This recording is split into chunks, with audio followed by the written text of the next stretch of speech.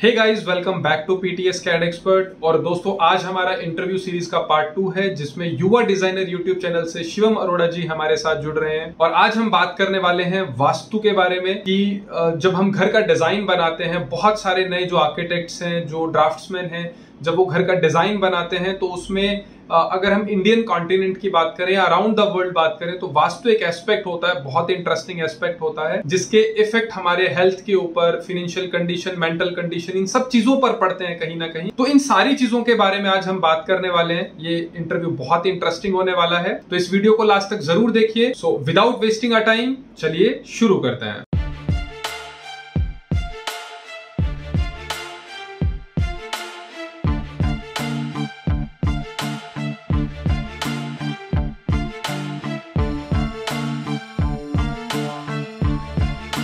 तो शिवम जी, मेरा सबसे पहला सवाल आपसे है कि वास्तु एक्चुअल में कितना रेलेवेंट है? हाउस डिजाइनिंग के अंदर वास्तु कितना रेलेवेंट है? देखिए, वास्तु कितना रिलेवेंट है इस चीज़ का आप ना कुछ मैं आपको एग्जांपल देता हूँ, उससे आप मे बी आप रिलेट कर पाएंगे। देखिए, जैसे कि अगर आप देखें तो जैसे एक चिड़िया है। अब हमने तो देखो काफ़ी सारी पढ़ाई करी हुई है आर्किटेक्ट की, इंजीनियरिंग की। जो एक चिड़िया अपना घोंसला बनाती है, या फिर आप देखेंगे जो शेर की गुफा की जो साइट सिलेक्शन होती है, तो वो किस तरीके से साइट को सिलेक्ट करते हैं। और अब आप देखेंगे ना चिड़िया के घोंसले को आप देखें तो उस पर क्या कि अगर कोई भी आंधी तूफान आती है या फिर कोई बारिश का सिनेरियो बनता है, तो उसका जो घोंसला वो किस तरीके से जो है वो इन सब चीजों से जो है प्रोटेक्ट रहता है। और फिर बात करिए आपने रिलेवेंट की, तो ये सब चीजें देखिए जानवरों को भी पता है कि किस तरीके से डिजाइन करना है। इन्हीं सब रूल्स को जो हम वास्तु में फॉलो करते हैं, और सारी चीजों का ना पीछे कोई ना कोई लॉजिक है। तो वो टेक्निकल रीजंस की वजह से, क्योंकि पुराने टाइम पे जितने भी ऋषि मुनि थे उन्होंने रिसर्च करी, और रिसर्च करने के बाद जो है कुछ फॉर्मूलाज हमारे आगे शेयर कर दिए कि आप ये चीज इस डायरेक्शन में रखिए, ये चीज इस डायरेक्शन में रखिए। अब क्या, अब हम क्या उसके ऊपर ना क्वेश्चन मार्क उठा देते हैं। तो जो भी बंदा क्वेश्चन मार्क उठाता है, तो क्योंकि उसके पीछे का हर चीज का लॉजिक है। अब फॉर एग्जांपल अगर हम बात करें, जैसे किचन, हम कहते हैं कि साउथ ईस्ट डायरेक्शन में किचन जो है वो बेस्ट है, जिसमें कि आपकी जो स्टोरेज है वो आप साउथ वाली वॉल पे रखिए। देखिए, इसका लॉजिक ये है कि अगर आप मान लिया साउथ ईस्ट में किचन रख के साउथ की साइड आप स्टोरेज रखते हैं। अब देखिए, हमारे इंडिया में क्या कल्चर है कि हम क्या है कि 6-6 महीने 1-1 साल का जो अनाज है उसको हम स्टोर करके रख देते हैं। ठीक है, अब मान लिया हमने 6 महीने 1 साल का अनाज वहां पे स्टोर करके रखा, तो हमारे यहाँ क्या कि मानसून भी आता है, ठंड भी आती है, तो क्या है कि अब जो साउथ वाली वॉल है 12-1 बजे के आसपास जो सन होता है वो आपका साउथ की तरफ रहता है। अगर साउथ की तरफ आप इन सब चीजों की स्टोरेज करके रखेंगे, तो वहां पर जितना भी मॉइस्चर वगैरह वो नहीं पनपेगा। मॉइस्चर नहीं बनेगा तो आपका जितना भी ग्रेन्स वगैरह पड़े हुए हैं, जो सामान पड़ा हुआ है, स्टोरेज पड़ा हुआ है किचन में, वो खराब नहीं होगा। तो सिंपल सी छोटी छोटी चीजें सारी है। अच्छा, इसमें एक चीज और है सर, जैसे आजकल की जो जनरेशन है, जिसमें आप और हम जिस जनरेशन से आते हैं, अब बहुत सारे लोगों को ये कंफ्यूजन है कि एक्चुअल में वास्तु जो था वो पुराने टाइम में, जब हमारा एक एजुकेशन का जो इकोसिस्टम नहीं था, उस टाइम ये चीज रिलेवेंट थी। लेकिन मॉडर्न सोसाइटी के अंदर हमारे पास साइंस है, हमारे पास इंजीनियरिंग है, तो आज के टाइम क्या ये चीज उतनी ज्यादा इंपॉर्टेंट रह जाती है? क्या इसकी जो एक वैल्यू है ये उतनी रह जाती है? देखिए, वैल्यू कहीं से लेकर कहीं तक जो वो कम नहीं होती है। और ये जो चीज है ना, देखिए मैं आपको बताऊं कि एक तरफ आप जो एक घर बनाइए जो प्रॉपर वास्तु के हिसाब से, और एक जो है वास्तु के जस्ट अपोजिट बनाइए। फिर 6 महीने आप उस बिल्डिंग में रह के देखिए जो कि वास्तु के हिसाब से बनी हुई है, और 6 महीने आप उस बिल्डिंग में रह के देखिए जो कि वास्तु के हिसाब से नहीं बनी हुई है। आपको खुद ही डिफरेंस आपको पता चल जाएगा। अब जैसे मैं आपको एक और एग्जांपल देता हूं। अब स्टेयर्स को लेकर ना बहुत सारे लोग कंफ्यूज रहते हैं कि हमें स्टेयर्स कितनी देनी चाहिए, वो आपकी इवन होनी चाहिए, ऑड होनी चाहिए। तो इसके पीछे भी देखिए मैं आपको लॉजिक बताता हूँ क्या है। अब वास्तु ये कहते हैं कि आपकी जो स्टेयर्स है ना, स्टेयर्स की जो काउंटिंग है वो आपकी ऑड होनी चाहिए, मतलब कि जैसे आपका 2 के मल्टीपल्स में वो नहीं होनी चाहिए। इसका भी देखिए रीजन मैं आपको बताता हूँ क्या है कि देखिए, ज्यादातर जो लोग हैं, आप भी इस चीज को समझते होंगे कि ज्यादातर जो लोग हैं वो राइटी होते हैं। ठीक है, तो राइटी होने की वजह से क्या है कि मतलब जो आपका जो राइट हैंड वाला जो पोर्शन है, चाहे वो राइट लेग से ले लो या फिर राइट हैंड ले लो, तो वो ज्यादा एक्टिव रहता है। और हमारे माइंड की ये एक नेचर है कि जो भी पार्ट हमारे बॉडी का ज्यादा एक्टिव रहता है तो वो जो है उसको ही ज्यादा एक्टिव रखता है। अब जब हम स्टेयर्स पे जब चढ़ते हैं ना, अब जैसे फॉर एग्जांपल मान लिया आपकी जो स्टेयर्स की जो काउंटिंग है वो आपकी ऑड है, तो जब आप स्टेयर्स पे चढ़ते हैं तो जाहिर सी बात है आप ये चीज नोटिस करना, मतलब ऑब्जर्व करना कि हम जो है ज्यादातर राइट वाला जो पैर है उसी को ही हम रखते हैं आगे। और फिर अगर जो स्टेयर्स का जो आपका और दूसरी चीज ये कि हमारा जो लेफ्ट वाला जो पोर्शन है वो इतना जो है वो एक्टिव नहीं रहता, तो वो वीक रहता है। अब आप जिम में भी जाके देखें तो लेफ्ट हैंड साइड से हम वेट ज्यादा नहीं उठा पाते, राइट हैंड साइड से हम ज्यादा वेट उठा पाते हैं। तो उसमें क्या है, जैसे हम सीढ़ियों को चढ़ते हैं तो अगर सीढ़ियों की काउंटिंग जो है वो अगर ऑड है तो हम जब स्टेयर्स खत्म होंगी हमारा जो राइट हैंड साइड वाला जो लेग है ना वो वहां पर जाकर के खत्म होगा। और यहीं अगर आपकी जो स्टेयर्स की जो काउंटिंग है वो अगर मान लिया इवन काउंटिंग है तो लेफ्ट हैंड साइड वाले से पैर होगा, तो उसमें क्या है कि वहां पे बनता है एक्सीडेंट होने के चांस जो वो ज्यादा रहते हैं। इसलिए कहा जाता है कि आपका जो स्टेयर्स है वो आपका ऑड की काउंटिंग में होना चाहिए। जी, तो वास्तु का कॉन्सेप्ट जो है वो इंडिया के अंदर लोग ज्यादा फॉलो करते हैं या अराउंड द वर्ल्ड ये कॉन्सेप्ट लोग फॉलो करते हैं? अगर ये इतना ही इंपॉर्टेंट है तो आई थिंक पूरी दुनिया में लोग वास्तु फॉलो करते होंगे। देखिए बिल्कुल, इंडिया में तो देखो इस चीज को फॉलो करते हैं। देखिए जैसे अब मैं आपको बताऊं कि इंडिया में ना आयुर्वेद को इतना इंपॉर्टेंस दी नहीं जाती थी। फिर क्या हुआ, जब वो वेस्टर्न कल्चर में गया, वहां के लोगों ने उसके ऊपर जो है स्टैंप लगाई अपनी, हाँ कि आयुर्वेद काम करता है, तब इंडिया वालों ने उसको एक्सेप्ट किया। मतलब अपनी जो ट्रेडिशन है उसको एक्सेप्ट नहीं करते जब तक कि वो वेस्टर्न कल्चर उसको एक्सेप्ट नहीं कर लेता। तो ये कहीं ना कहीं जो है एक नेगेटिव पॉइंट रहा है। और बाकी अगर मैं बात करूं तो चाइना में भी जो है उनका फेंग शुई है, हालांकि वास्तु नहीं है, उनका अपना अलग फेंग शुई है, तो वो इसी प्रिंसिपल्स पे ही काम करता है। उसमें भी 5 एलिमेंट्स है, इसमें भी 5 एलिमेंट्स है। तो उसमें क्या है कि आपके जैसे इंडिया में अगर हम 5 एलिमेंट्स जो है आपके जो बॉडी के जो नॉर्मल जो 5 एलिमेंट होते हैं तो उसमें हमारा जैसे वायु एक तत्व है तो उनके उधर जो है वो वुड हो जाता है। तो थोड़े बहुत चेंजेस है लेकिन कॉन्सेप्ट वही है। ओके, अच्छा, इसमें इंडिया का ज्यादा पुराना वास्तु है या ज्यादा पुराना फेंग शुई है? तो देखिए इसमें ना हमारी ये नहीं है लड़ाई कि कौन सा पुराना कौन सा नया है। तो देखिए दोनों ही काफी पुरानी चीजें हैं और इसमें मेरे को ये किसको पुराना किसका नया इस चीज के ऊपर मेन है कि आपको किस चीज से बेनिफिट हो रहा है। अब अगर हम आज के टाइम पे बात करें तो इंडिया में जैसे खुशदीप बंसल जी हैं, तो उनका क्या है कि उन्होंने क्या है कि आपका जो फेंग शुई है और जो इंडिया का वास्तु है दोनों को कंबाइंड यूज करके आपका मॉडर्न वास्तु जो है वो क्रिएट करा। अब जैसे बहुत सारे लोग ये कहते हैं कि तोड़ फोड़ हम नहीं कर सकते लेकिन हमें वास्तु की रेमेडीज करनी है। तो उसमें क्या है कि आप कलर्स और शेप की हेल्प से और छोटी छोटी चीजों की हेल्प से आप उन रेमेडीज को कर सकते हैं। अच्छा, क्या आप हमारे व्यूवर के लिए एक ओवरव्यू दे सकते हैं? मान लीजिए एक अगर हम जेंटल प्लान लेते हैं, एक रैंडम प्लान लेते हैं, कोई भी एक फ्लोर का प्लान लेते हैं या कोई भी एक घर का नक्शा लेते हैं, तो कौन सी दिशा में क्या चीज होनी चाहिए? क्या आप उसका एक ओवरव्यू दे सकते हैं हमें? देखिए मैं आपको बताऊं कि वास्तु इतना डीप है। अब लोग पूछते हैं कि हमें कौन सी डायरेक्शन में क्या चीज लेनी है, लेकिन वास्तु में ना चेक करने के इतने सारे पॉइंट्स हैं।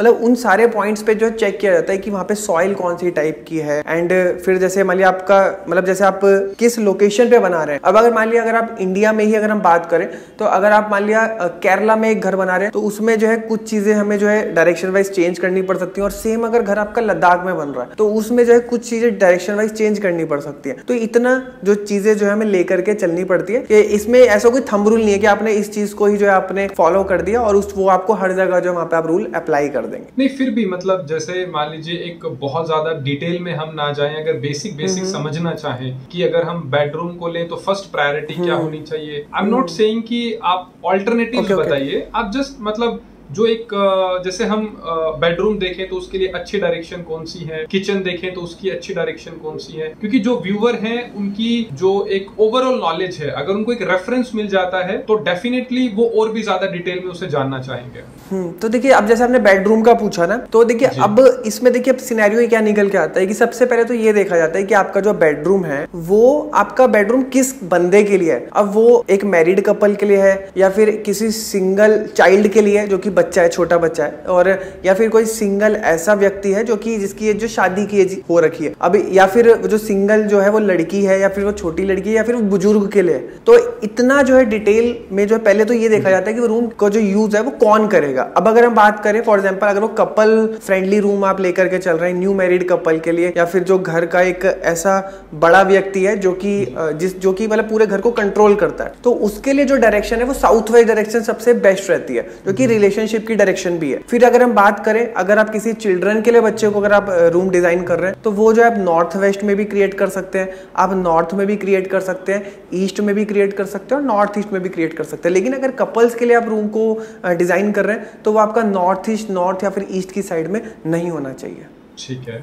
इसके अलावा अगर हम बाकी चीज़ों की तरफ देखें, जैसे किचन के बारे में या हम पूजा की एक जो डायरेक्शन होती है उसको अगर हम देखें, तो क्या आप एक ओवरव्यू दे सकते हैं इसमें? विद इन 2 to 3 मिनट क्या एक ब्रीफ ओवरव्यू दे सकते हैं कि कौन कौन सी? हाँ बिल्कुल बिल्कुल, डेफिनेटली इसमें देखिए, जो आपका जो पूजा रूम की बात करें तो पूजा रूम का जो बेस्ट जो आइडियल डायरेक्शन माना जाता है वो आपका नॉर्थ ईस्ट डायरेक्शन माना जाता है, जिसको कि हम ईशान कोण भी बोलते हैं। ठीक है, फिर इसमें हम सेकंड बेस्ट में जाते हैं तो आप ईस्ट की साइड भी रख सकते हैं, नॉर्थ की साइड भी रख सकते हैं। अब देखिए, अब इसमें बात आती है कि बहुत सारे लोग कहते हैं कि अब वो जो भगवान है, अब वो चाहे हिंदुओं के भगवान हो, चाहे वो क्रिश्चियन के भगवान हो, चाहे वो मुस्लिम्स के भगवान हो, देखिए भगवान तो हर जगह है ना। तो अब क्वेश्चन ये उठता है कि अगर भगवान हर जगह है तो हम एक पर्टिकुलर स्पेस क्यों दे रहे हैं? अब जैसे हम बात करते हैं जैसे अर्थ के जो आपके एनर्जी पॉइंट्स है, अब जैसे आप नॉर्थ ईस्ट की तरफ, अब जैसे नॉर्थ ईस्ट में हमने मान लिया टेंपल दे दिया, तो आप जब पूजा करेंगे तो आपका जो फेस है वो नॉर्थ ईस्ट की तरफ होगा, तो उस चीज का आपको बेनिफिट मिलेगा। ये जो है वास्तु पॉइंट कहता है कि मतलब बेनिफिट आपका होना चाहिए कि जब आप पूजा करें, क्योंकि जो भी मेडिटेशन वाली चीजें होती है ना, अगर आप एक सात्विक मतलब जिसे कि एक स्पिरिचुअल अगर आप मेडिटेशन कर रहे हैं तो आपका नॉर्थ ईस्ट की तरफ फेस करके होना चाहिए। और फिर सिमिलर अगर हम बात करें, अगर हम मुस्लिम्स की बात करें तो उनका वेस्ट की तरफ होता है, तो वो वेस्ट की तरफ फेस करके जो है अपनी जो बाकी जो प्रोसेस है जो वो पढ़ते हैं अपनी बुक को, तो वो वेस्ट की तरफ फेस करके पढ़ते हैं। तो देखिए, अब इसमें ना एक चीज और आ जाती है। अब जैसे मैंने आपको बताया कि एक तरफ नॉर्थ ईस्ट एक तरफ वेस्ट हो गई, तो फिर इसमें देखिए एक ना आपकी बिलीफ सिस्टम किस तरीके का, बिलीफ सिस्टम भी इसमें जो है काफी इंपॉर्टेंट रोल प्ले करता है। फॉर एग्जाम्पल अगर हम वास्तु में सिंबल्स की बात करें तो जो हिंदुओं की जो मान्यता है वो ओम में रहती है, ठीक है। और सेम अगर हम बात करें जो क्रिश्चियंस है उनकी क्रॉस में, और फिर एग्जैक्टली सबके अपने अलग अलग सिंबल है। जैसे अगर हम मुस्लिम्स में जाए तो उनका 786 जो है नंबर है, तो वो इसको बहुत ज्यादा शुभ मानते हैं। तो एक बिलीफ सिस्टम भी जो है काफी इंपॉर्टेंट रोल प्ले करता है इस चीज। तो इसमें ठीक है, हमने पूजा के बारे में बात की, हमने बेडरूम के बारे में बात की। इसमें किचन के लिए कौन सी डायरेक्शन बेस्ट होती है? देखिए, किचन के लिए ना आपके 2 डायरेक्शन बेस्ट रहते हैं। एक तो आपका साउथ ईस्ट जो है वो काफी बेस्ट डायरेक्शन रहता है। अगर किसी भी रीजन से अगर साउथ ईस्ट में जो है आप किचन नहीं दे सकते तो सेकंड बेस्ट जो डायरेक्शन है वो नॉर्थ वेस्ट रहता है। अब उसके पीछे का भी लॉजिक ये है कि जो आपका साउथ ईस्ट डायरेक्शन है वो आपका फायर एलिमेंट का जोन है, और आपका जो आपका नॉर्थ वेस्ट है वो आपका वायु डायरेक्शन का कोण है। तो अब क्या है, आपका जो अब जब आपकी फायर को जलाने के लिए हमें ऑक्सीजन की जरूरत चाहिए होती है ना। तो अब इसमें क्या है कि दोनों एक दूसरे के जो है वो एनिमी एलिमेंट नहीं है, फ्रेंडली एलिमेंट है। तो अब इसमें क्या है, इसीलिए मैंने आपको बोला कि नॉर्थ वेस्ट की तरफ जो है आपकी किचन दे सकते हैं, क्योंकि दोनों जो फ्रेंडली एलिमेंट है। तो आप साउथ ईस्ट फर्स्ट प्रायोरिटी है, नॉर्थ वेस्ट सेकंड प्रायोरिटी। लेकिन इसी के साथ ही जो नॉर्थ ईस्ट डायरेक्शन है उसमें आपको जो है किचन किसी भी हाल में नहीं देनी चाहिए, क्योंकि इससे क्या है कि जो इम्पैक्ट है वो घर की लेडीज के ऊपर पड़ता है, उनकी हेल्थ से रिलेटेड इश्यूज रहते हैं। अच्छा, बड़ी अच्छी बात आपने जैसे बताई यहाँ पे हेल्थ को लेकर के। तो एक सवाल बड़ा आता है कि वास्तु का क्या हेल्थ के ऊपर या मेंटल कंडीशन पे या फिनेंशियल सिचुएशन पे, मतलब क्या सच में वास्तु का इन एस्पेक्ट पे, ये आई डोंट नो कि ये आउट ऑफ द कॉन्टेक्स्ट है या लोगों को ये सवाल कैसा लगे, बट क्या सच में इन चीजों का फर्क पड़ता है? वास्तु का असर इन सब चीजों पे पड़ता है? और पड़ता है तो मतलब किस तरह से पड़ता है? कोई साइंटिफिक रीजन है या कोई लॉजिक है? देखिए, मैंने जैसे कि बताया ना कि जैसे फॉर एग्जाम्पल अगर मतलब ये कहा जाता है कि नॉर्थ की डायरेक्शन में अगर आप टॉयलेट देते हैं तो आपका क्या फाइनेंस से रिलेटेड जो इश्यूज आते हैं, फाइनेंशियल इश्यूज आते हैं। अब ये उन्होंने बता दिया, अब लोग कहते हैं कि ऐसा थोड़ी हो सकता है। तो देखिए, इसके पीछे का मैं आपको लॉजिक बताऊं कि जैसे सुबह के टाइम पे, मॉर्निंग के टाइम पे क्या रहता है कि आपका जो एयर का जो फ्लो रहता है ना वो आपका नॉर्थ से साउथ की तरफ, नॉर्थ ईस्ट से साउथ वेस्ट की तरफ इस तरीके से रहता है। अगर आप नॉर्थ में टॉयलेट देते हैं और मान लिया टॉयलेट करके मॉर्निंग के टाइम पे बंदा कोई आया, तो मैंने बताया कि सुबह के टाइम पे क्या है कि ऑक्सीजन का लेवल काफी अच्छा रहता है, आप उस चीज का बेनिफिट उठा सकते हैं। जैसे कि वास्तु बोलता है कि नॉर्थ या फिर ईस्ट की डायरेक्शन में अगर आप विंडो देते हैं तो काफी अच्छा रहता है, आप हेल्दी रहते हैं, ये वास्तु बोलता है। तो अगर आप विंडो देंगे, जाहिर सी बात आपके घर में ऑक्सीजन का फ्लो बढ़ेगा। लेकिन अगर हमने वहां पे टॉयलेट दे दी तो मान लिया कोई बंदा वॉशरूम से होके आया, अब क्या है, जब हवा का सर्कुलेशन वहां की तरफ होगा, आपने ऊपर वेंटिलेशन दिया हुआ है, तो पूरे घर में बैक्टीरिया फैल जाएंगे। बैक्टीरिया फैलेंगे तो जाहिर सी बात है उसको आप इंटेक करोगे, अब इंटेक करोगे तो बीमार पड़ोगे, अब बीमार पड़ोगे तो आप जाहिर सी बात है कोई बंदा अगर मान लिया काम पे जा रहा है, कुछ भी फाइनेंशियल एक्टिविटीज करने जा रहा है, तो वहां पर नहीं जा पाएगा। तो एक तो आप बीमार पड़ गए, दूसरा अगर आप बीमारी होने की वजह से आप अपने बिजनेस या जो भी चीज़ आप नहीं कर पाएंगे तो आप उसका जो नुकसान होगा वो अलग। फिर आप जो घर पे आप मान लिया बीमार हो गए तो उस पर जो पैसे लगेंगे वो जो है वो अलग। तो इस तरीके से जो आप देख सकते हैं कि किस तरीके से जो है चीज़ें रिलेट कर पा रही हैं। तो ये जो सारी चीज़ें ना, ये पुराने लोग बहुत अच्छे से चीज़ों को समझते थे, इसलिए उन्होंने इस चीज़ को रूल बना दिया कि इसमें ऐसे करना है, इसमें ऐसे करना है। लेकिन आजकल क्या हम क्वेश्चन पूछते हैं, लॉजिक लड़ाते हैं, तो ये उन लोगों के लिए जो है मैंने आपको लॉजिक भी बता दिया। तो कहीं ना कहीं इंटरकनेक्टेड हैं चीजें आपस में, आई थिंक। एग्जैक्टली मतलब अगर हेल्थ अच्छी नहीं होगी तो फाइनेंस भी खराब हो जाएगा, और फाइनेंस अगर खराब हो गया तो मेंटल सिचुएशन खराब हो जाएगी, राइट? Exactly same. ठीक है। इसके अलावा कुछ हमारे स्टूडेंट्स के भी, व्यूवर्स के भी कुछ सवाल हैं, तो मैं वो भी पूछना चाहूंगा आपसे। इसमें सबसे पहला सवाल है एसके साजिद का। ये पूछ रहे हैं कि वास्तु का मतलब क्या है, व्हाट इज वास्तु, और in which direction we should build kitchen, bedroom, hall, room according to vastu. I think हम किचन और बेडरूम की बात कर चुके हैं, तो ये वास्तु। हाँ जी, इसमें बेसिकली हमने जो क्वेश्चन काफी सारे कवर कर दिए हैं, और बेसिकली कहना है कि एक एलिमेंट भी मैंने आपको जैसे बेडरूम का भी बताया, तो इसके अलावा भी बहुत सारे फैक्टर्स होते हैं। तो वो जो सारी चीजें हैं मैंने डिटेल में जो है अलग से प्लेलिस्ट बना रखी है, तो उसको वो जाकर के मेरे चैनल पे चेक कर सकते हैं पूरा।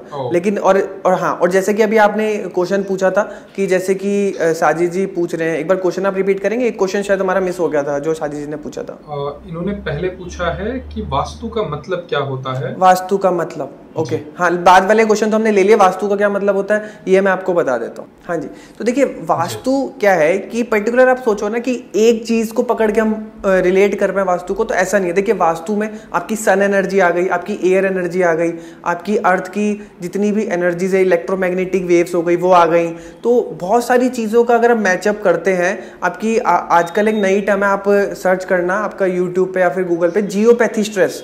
तो अब जो है बहुत बारी ये देखा गया कि हमने सारी चीज़ें वास्तु के हिसाब से करी, फिर भी वहाँ पर पर्टिकुलर रहने वाले बंदों को जो है वो प्रॉब्लम्स आ रही हैं, किसी को कैंसर हो रहा है, किसी को कुछ हो रहा है। तो एक टर्म है जियोपैथी स्ट्रेस। तो इसमें क्या है कि अर्थ में क्या होता है, कहीं से कुछ भी मतलब अंदर जो प्लेट्स होती है उनमें से अगर कोई डैमेज वगैरह हो जाता है तो वहाँ से रेडिएशंस निकलती हैं। तो उससे मान लिया उस रेडिएशंस के ऊपर मान लिया आपका बेड आ रहा है या फिर कोई भी एलिमेंट आ रहा है, मान लिया आप ऑफिस पे काम कर रहे हैं और आपकी चेयर पे वो जियोपैथी स्ट्रेस आ रही है, तो वो कहीं ना कहीं आपके मेंटल इश्यूज आपको कर सकती है। तो वो सारी चीजों के ऊपर जो आपके ऊपर इंपैक्ट डालती है। तो ये जियोपैथी स्ट्रेस भी एक नया एक टर्मिनोलॉजी है, ये अभी आइडेंटिफाई करा गया, और इसको जो है काफी सारे इक्विपमेंट है जिससे कि इसको मेजर करा जा सकता है। एक जैसे आपका ऑरा स्कैनर हो गया, तो ये सब कुछ चीजें जिससे कि आप इन सब स्ट्रेसेस को डिटेक्ट कर सकते हैं, और फिर इनको न्यूट्रलाइज करने के लिए रॉड्स आती है, तो उन रॉड्स का भी यूज करके आप इनको न्यूट्रलाइज कर सकते हैं। तो बेसिकली ये जो चीजें मैं बता रहा हूँ ये आपका एडवांस वास्तु के अंदर आ जाता है, लेकिन फिर भी मैंने इस टॉपिक को आपको टच कर दिया।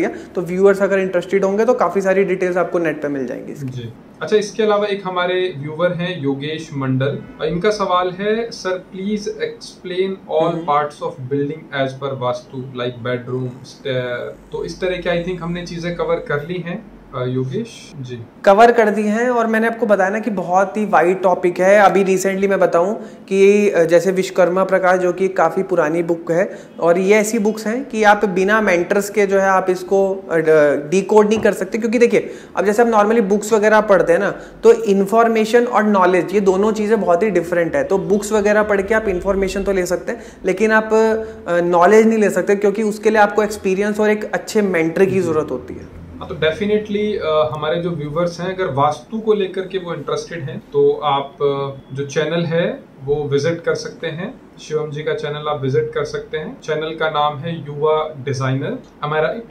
जी। और बेसिकली सर बिल्कुल, और सबसे इंपॉर्टेंट है कि यार देखिए आज की जनरेशन को ना आप लॉजिक के साथ कोई चीज़ समझाओगे वो समझते हैं, लेकिन आप कहोगे कि मान लो तो वो चीज़ को नहीं मानते। तो सबसे इंपॉर्टेंट है कि आप एक वैलिड लॉजिक बताइए, तो बिल्कुल वास्तु काम करता है। ये चीज़ मैंने खुद एक्सपीरियंस करी भी है। इसके अलावा एक सवाल है, बेस्ट बुक को लेकर के पूछ रहे हैं Parth Trivedi, what is the best book for vastu which has cover all the dimensions of vastu in Hindi और इंग्लिश लैंग्वेज। तो कोई ऐसी क्या कोई बुक है जिसको आप सजेस्ट करना चाहेंगे हमारे व्यूवर्स के लिए कि वो उसे पढ़ें और they can get the best outcome from it? देखिए कोई भी देखिए पर्टिकुलर एक बेस्ट बुक तो नहीं मैं कह सकता कि जिसमें आपको सारी चीज़ें डायमेंशन वास्तु के कवर कर देंगे, लेकिन अगर आप बिगिनर हैं तो खुशदीप बंसल जी की एक बुक आएगी वास्तु की, जो कि आपको अमेजोन पे मिल जाएगी। तो वो आप देख सकते हैं, आपको बिगिनर लेवल पे काफ़ी सारी चीज़ें आपको पता चलेंगी कि वास्तु किस तरीके से काम करता है। और अभी रिसेंटली मैंने एक बुक कंप्लीट करी थी, विश्वकर्मा प्रकाश का एक इंग्लिश वर्जन में एक बुक थी, the ancient science of vastu. तो वो भी बहुत अच्छी बुक है जो कि आपको अमेजोन पे मिल जाएगी, तो उसको भी आप चेक कर सकते हैं। तो लिंक आपको डिस्क्रिप्शन में मिल जाएगा, तो डिस्क्रिप्शन में हम दे देंगे उसका लिंक। जी, थैंक यू सो मच। उसके अलावा एक सवाल पूछते हैं आशीष आनंद, और ये बहुत इंटरेस्टिंग सवाल पूछ रहे हैं, अगर किसी का घर वास्तु के हिसाब से बना नहीं है तो उसका वास्तु कैसे ठीक करें, क्योंकि घर तोड़ना अनइकोनॉमिकल हो जाएगा।